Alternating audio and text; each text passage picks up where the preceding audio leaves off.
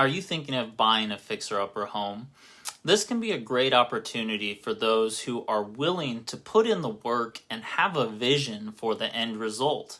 However, it's important to consider both the pros and cons before making a decision. So let's dive into it. Knock knock, Yitzchak here, realtor and success coach, helping you get from where you are to where you want to be. If this is your first time on the channel and you want to know everything about buying, selling, or investing in real estate, then subscribe below and tap the bell icon for notifications so you can be the first to learn all of the latest and greatest information about real estate.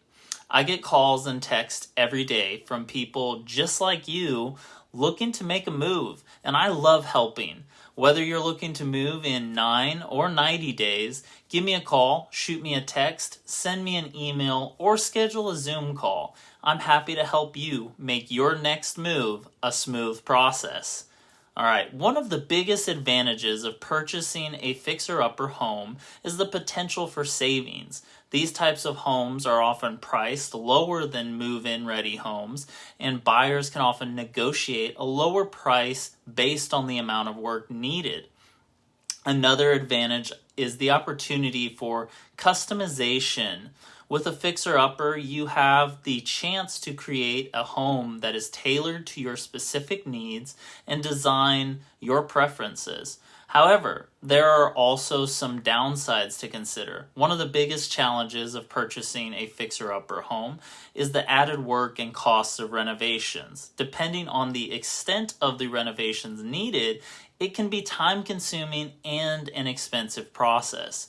Another risk is the potential for hidden problems with older homes. There may be issues that are not immediately apparent, such as outdated electrical systems or plumbing problems.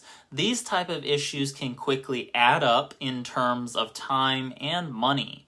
Before purchasing a fixer-upper home, it's important to have a clear understanding of the scope of the renovations needed and to create a budget that includes both the purchase price and the renovation costs. It's also a good idea to have a qualified contractor or construction professional to identify any potential problems before making an offer. In addition, it's important to consider the location of the home.